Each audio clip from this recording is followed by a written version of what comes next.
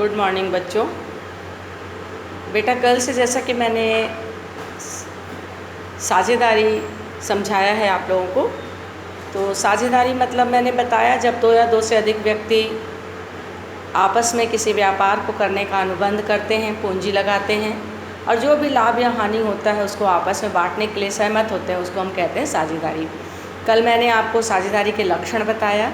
आज मैं आपको समझाने जा रही हूँ साझेदारी के लाभ या गुण।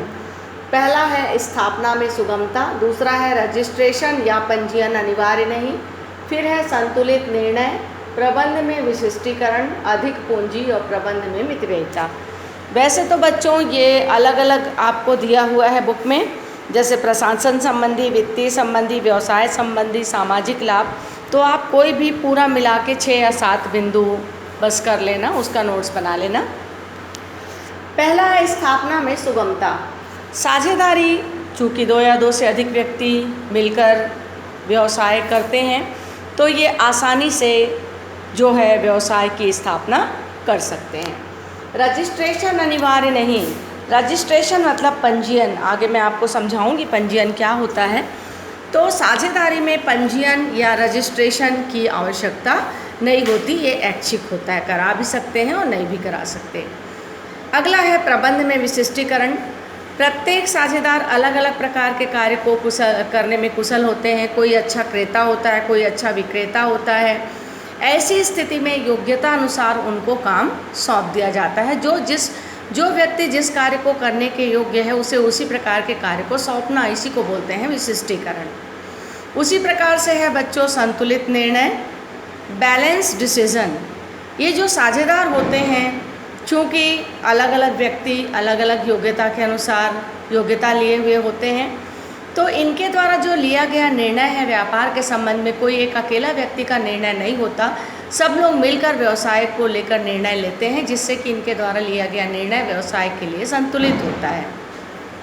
उसी प्रकार से और भी बहुत से बिंदु हैं, जैसे गोपनीयता।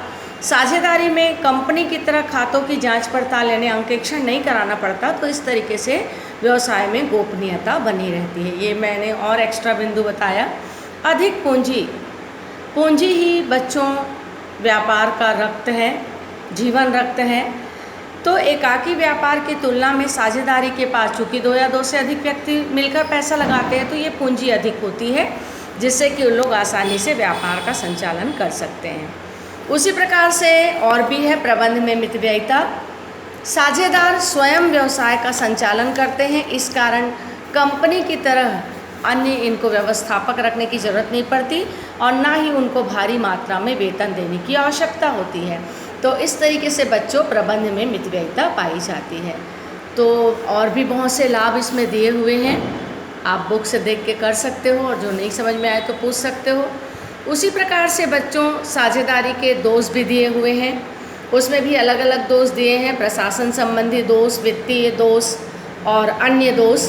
तो दोष में जैसा कि पहला है निर्णय लेने में विलम्ब, बुक में आपके पॉइंट्स दिए हुए हैं। प्रत्येक साझेदार को परामर्श देने का अधिकार है, तो चूँकि 2 या 2 से अधिक साझेदारों के द्वारा के पूछे बिना कोई भी कार्य को नहीं कर सकते, तो अनावश्यक रूप से उनके निर्णय लेने में विलम्ब हो जाता है। उसी प्रकार से संघर्ष में मतभेद। चूँकि 2 या 2 से अधिक व्यक्ति होते हैं, ये मैं आपका दोष भी बोर्ड में लिख रही हूँ। दोष में पहला है निर्णय लेने में विलम्ब। देखो बच्चों, किसी चीज़ की जहाँ अच्छाइयाँ होती हैं वहीं पर बुराइयाँ भी पनपने लगती हैं।